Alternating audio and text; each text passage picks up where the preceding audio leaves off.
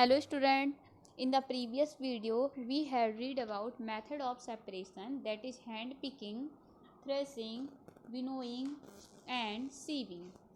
Now in this video we are going to read sedimentation, decantation and filtration method. Okay students, let's be start. Sometimes it may not be possible to separate component of mixture by winnowing and hand picking. For example, there may be lighter impurity like dust or soil particle in rice or pulses. How are such impurities separated from rice or pulse before cooking? देखिए कई बार क्या होता है, कुछ mixture पे इस तरह की इम्प्योरिटी ऐड होती हैं जिसको हम लोग विनोइंग या हैंड पिकिंग के द्वारा अलग अलग नहीं कर सकते हैं, है ना। जैसे डस्ट पार्टिकल हो गया, सॉइल हो गया, तो ये सारी चीज़ें उसमें ऐड होती हैं। तो फिर हम उसको रिमूव करने के लिए कौन सी मेथड अपनाते हैं वो हम लोग को पढ़ना है। Rice or pulses are usually washed before cooking. When you add water to these, the impurity like dust and soil particle get separated. देखिए हम लोग क्या करते हैं, खाना बनाने से पहले राइस और पल्स को क्या करते हैं, धुलते हैं। जब हम धुलते हैं तो हम देखते हैं क्या होता है, पानी में जो बहुत सारे इम्प्योरिटी होती हैं जैसे डस्ट पार्टिकल वगैरह, वो क्या होती हैं, ऊपर आकर के इकट्ठी हो जाती हैं। These impurity go into water which become a little muddy. Now that will sink to bottom to the vessel rice और dust. Why have you seen that vessel is tilted to pour out the dirty water. और देखिए क्या होता है, जब हम लोग खाना को बनाने से पहले क्या करते हैं, राइस और पल्स को धुलते हैं। तो क्या होता है, उसमें कुछ इम्प्योरिटी डस्ट पार्टिकल वगैरह आ जाते हैं ना, तो हम लोग वेसल को क्या करते हैं, थोड़ा सा टेढ़ा करते हैं, टेढ़ा करके पानी निकालते हैं, है ना। ऐसा आप लोगों ने देखा होगा। Have you seen that vessel is tilted to pour out the dirty water when the heavier component in mixture settles after water is added. The process is called sedimentation. देखिए हम लोग वेसल को क्या करते हैं, थोड़ा टेढ़ा करके पानी निकालते हैं। ऐसा हम लोग इसलिए करते हैं क्योंकि जो भारी चीज़ें होती हैं वो नीचे आकर बैठ जाती हैं और हल्की चीज़ें ऊपर रह जाती हैं। तो हमने जैसे बर्तन को टेढ़ा किया तो जितने जो डस्ट पार्टिकल है वो क्या होते हैं, वो आ जाएंगे, कहाँ, बाहर आ जाएंगे, ऊपर आ जाएंगे, है ना। और जो हमारा राइस और पल्स है वो नीचे हो जाएगा। तो इस प्रोसेस को हम लोग क्या बोलते हैं, सेडिमेंटेशन बोलते हैं। मतलब भारी चीज़ ऊपर और हल्की चीज़ नीचे, है ना। इस प्रोसेस को क्या बोलते हैं, heavier component in mixture settle after water is added to it. The process is called sedimentation. इस प्रोसेस को हम लोग सेडिमेंटेशन बोलते हैं, बहुत ज़्यादा इंपॉर्टेंट है। When the water removed, the process is called decantation. देखिए सेडिमेंटेशन और डिकंटेशन में बहुत छोटा सा डिफरेंस है ना, जिसको हम लोग देखेंगे। देखिए सेडिमेंटेशन क्या होता है, हम लोगों ने बर्तन को टेढ़ा किया और पानी निकाला, तो जो भारी चीज़ें हैं वो नीचे जाके बैठ गई और हल्की चीज़ ऊपर रह गई, तो इस प्रोसेस को हमने सेडिमेंटेशन बोला। और जब पूरा पानी निकल जाता है डस्ट पार्टिकल के साथ, है ना, डस्ट पार्टिकल भी निकल गया और पानी भी निकल गया, तो इस प्रोसेस को हम लोग क्या बोलते हैं, डिकैंटेशन बोलते हैं। बहुत इंपॉर्टेंट है। The same principle is used for separating a mixture of two liquids that do not mix with each other. For example, oil and water from their mixture can be separated by the process. इस तरह से हम लोग कुछ और example इसी तरह का यूज करते हैं, है ना। दो लिक्विड को मिक्सचर को अलग करने के लिए। देखिए दो लिक्विड का जो मिक्सचर है उसको हम लोग do not mix with each other, mix नहीं कर सकते हैं एक साथ, है ना।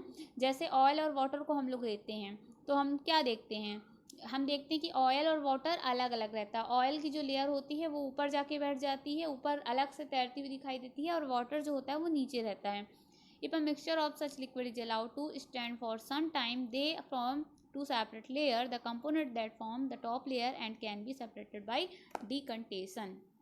देखिए क्या हुआ, यदि हम लोग ऑयल और वाटर को मिक्स करें तो हम देखेंगे जो ऑयल होता है वो ऊपर पानी की ऊपर जाके तैरेगा, ऊपर जाके बैठ जाएगा, और नीचे क्या होगा, पानी रहेगा। मतलब टू डिफरेंट लेयर फॉर्म हो जाती हैं। तो डिकंटेशन की प्रोसेस से हम लोग टॉप लेयर को निकाल सकते हैं, ऑयल को हम लोग निकाल सकते हैं अलग करके। डिकंटेशन मतलब क्या होता है, ऊपर की लेयर को, ऊपर की परत को हटा देना। तो हम लोग डिकंटेशन प्रोसेस के थ्रू टॉप लेयर को हटा देते हैं, सेपरेट कर सकते हैं, है ना, और वाटर हमारा अलग हो जाएगा। Let us again consider a mixture of solid and liquid after preparing a T. what do you do, remove the tea leaves, try decantation, it help a little, but do you still get a few leaves in your tea? Now pour the tea through a strainer. Did all the tea leaves remain in the strainer? This process is called filtration. देखिए, जब हम लोग क्या करते हैं, चाय को prepare करते हैं ना, तो हम लोग वहाँ पे सॉलिड और लिक्विड का मिक्सर ले रहे हैं। मतलब जो टी होती है, जो बन के रेडी हो जाती है, वो लिक्विड फॉर्म पे होती है, और जो टी लीव्स होती है वो सॉलिड होती है। तो उसको हम लोग अलग करने के लिए क्या करते हैं, स्ट्रेनर का यूज करते हैं। स्ट्रेनर मतलब होता है चाय की छन्नी। तो स्ट्रेनर से क्या होता है, जब हम स्ट्रेनर पे चाय डालते हैं तो जो टी लीव्स है वो ऊपर रह जाती है, और हमारी जो टी है वो कप में आ जाती है। तो इस प्रोसेस को हम लोग क्या बोलते हैं, फिल्टरेशन बोलते हैं।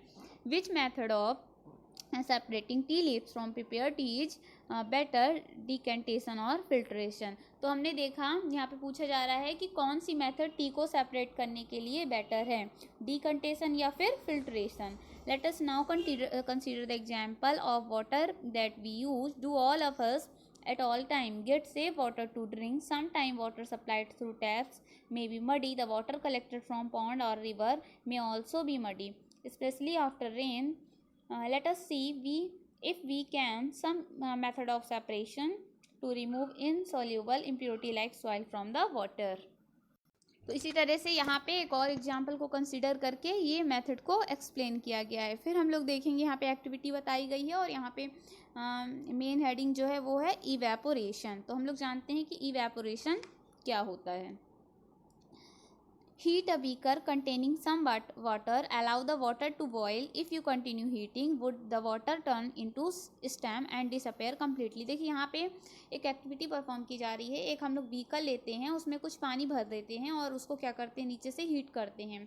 जब तक वाटर बॉयल ना होने लगे तब तक कंटिन्यूस उसको हीट प्रोवाइड कराते हैं। फिर हम देखते हैं क्या होता है, धीरे धीरे उसका जो पानी है बीकर का, वो क्या होता है, भाप बन के उड़ जाता है। Now add 2 spoon of salt to water in other beaker and stir it well. Do you see any change in the color of water? Can you see any salt in the beaker after stirring? Heat the beaker containing the salt water. Let the water boil away what is left in the beaker. देखिए, यहाँ पे जो beaker में पानी ले रहे हैं, उसमें क्या कर रहे हैं, पानी लेकर के पहले गर्म करते हैं। ठीक है, वो पहले उड़ता नहीं है वो पानी, उसको बहुत ज़्यादा बॉयल नहीं करते हैं, पानी को भर करके हीट करते हैं। फिर उसमें क्या करते हैं, 2 चम्मच उसमें सॉल्ट और डाल देते हैं। ठीक है, सॉल्ट मिला करके उसको बॉईल करते हैं। तो जब हम उसको बॉईल करते हैं तो हम देखते हैं कि उसमें से भाप निकलने लगती है, और पानी ऊपर उड़ के चला जाएगा। बॉईल करेंगे हम लोग उसको, बहुत ज़्यादा हीट प्रोवाइड करेंगे तो क्या होगा, धीरे धीरे करके पूरा पानी ऊपर चला जाएगा, और नीचे जो है वो क्या रह जाएगा, नमक रह जाएगा। तो इस तरीके से पानी से भाप बनने की प्रोसेस को हम लोग इवेपोरेशन बोलते हैं। मतलब वेपर बनकर पानी का उड़ जाना ही क्या कहलाता है, evaporation. The process of conversion of water into its vapour is called evaporation. ये भी बहुत इंपॉर्टेंट है। मतलब वाटर का वेपर बन के कन्वर्जन हो जाना, वो क्या कहलाता है, इवेपोरेशन कहलाता है। The process of evaporation take place continuously whenever water is present. Where do you think salt come from? Sea water contain many salt mixed in it. One of these salt in the common salt. इसी तरह हम लोग सोचते हैं कि जो सी salt है वो कहाँ से आता होगा, क्या समुद्र से आता है, सी वाटर से आता है। जो सी वाटर होता है वो क्या होता है, बहुत सारे सॉल्ट का मिक्सचर कंटेन करता है। One of these salt is the common salt. When sea water is allowed to stand in shallow pits, water get heated by sunlight and slowly turn into water vapor. देखिए क्या करते हैं, जो समुद्र का जो पानी होता है उसको हम लोग एक गहरे गड्ढे में, सैलो पेट यानी गहरे गड्ढे पे भर देते हैं, और उसको जब उस पर जब तेज सनलाइट पड़ता है तो सनलाइट के प्रेजेंस में क्या होता है, वो पानी हीट होने लगता है, और जब हीट होगा तो क्या होगा, वो धीरे धीरे पानी वेपराइज्ड होकर के उड़ने लगेगा। जब उड़ने लगेगा तो क्या होगा, नीचे जब धीरे धीरे एक कंडीशन आएगी कि पानी पूरा उड़ जाएगा और नीचे क्या होगा, सॉल्ट हमारा बैठ जाएगा। तो इस तरीके से इवेपोरेशन मेथड के द्वारा हम लोग सी वाटर से सॉल्ट को प्राप्त करते हैं। यह यहाँ पे बताया गया है।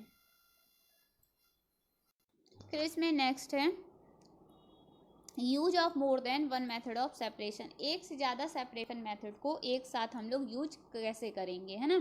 मतलब अब ऐसे कुछ प्रोसेस होंगे, कुछ ऐसे मिक्सचर होंगे जिसमें एक मेथड से हम किसी भी मटेरियल को, इम्प्योरिटी को सेपरेट नहीं कर सकते, तो उसमें हम सेपरेशन के लिए एक से ज़्यादा एक साथ मेथड अप्लाई करेंगे।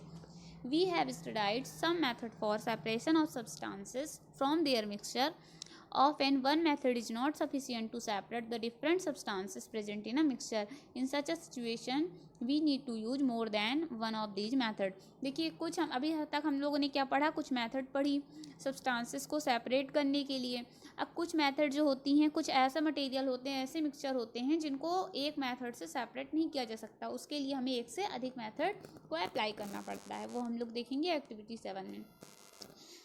एक्टिविटी 7 जो है वो इम्पॉर्टेंट है, इसलिए मैं इसको बता रही हूँ। Take a mixture of sand and salt, how will we separate these. आप एक मिक्सचर लीजिए जिसमें सैंड और सॉल्ट मिला है, आप उसको किस तरीके से सेपरेट करेंगे। एक में क्या है, सैंड है ना, और एक में क्या है, सॉल्ट है। देखिए हमने क्या किया, इस तरह से एक बीकर पे सैंड लिया, एक में सॉल्ट लिया, ठीक है ना। उसके बाद हम क्या करेंगे, उसमें पानी डाल देंगे। देखिए जब हम लोग पानी डालेंगे तो क्या होगा, जो सॉल्ट है वो तो पानी में घुल जाएगा। जब वो पानी में घुल जाएगा तो उसे हम डिकेंटेशन मेथड से अलग कर सकते हैं। कैसे डिकेंटेशन मेथड, अभी मैंने आपको बताया था कि जो जितना ऊपर वाला भाग है उसको हम लोग अलग कर लेते हैं और जो नीचे वाला है वो नीचे रह जाता है। तो इस तरह से हम लोग डिकेंटेशन से अलग कर देते हैं।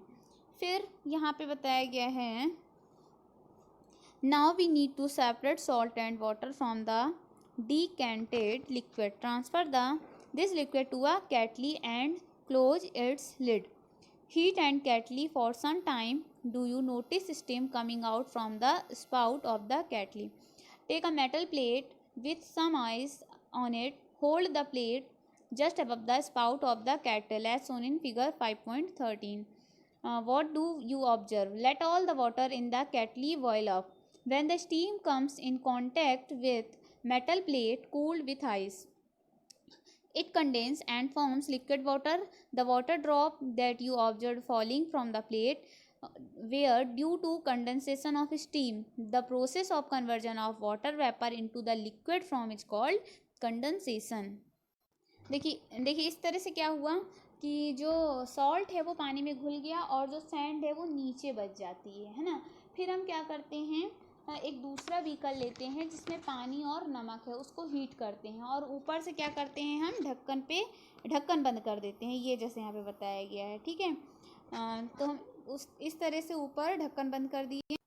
फिर क्या करते हैं, हम उसमें ढक्कन ढक देंगे, ठीक है। और एक ढक्कन पे क्या करेंगे, एक पैन लेकर के एक पैन टाइप का ढक्कन लेके उस पर आइस रख देंगे, ठीक है। जैसे यहाँ पे दिखाया गया, एक ढक्कन लिए हैं और उसमें हम आइस रख दिए हैं। फिर उसको केटली के पास लेके आएंगे और यहाँ बगल पे एक दूसरा बीकर रखेंगे। तो देखिए जो, और केटली को क्या कर रहे हैं, हम लोग गर्म कर रहे हैं।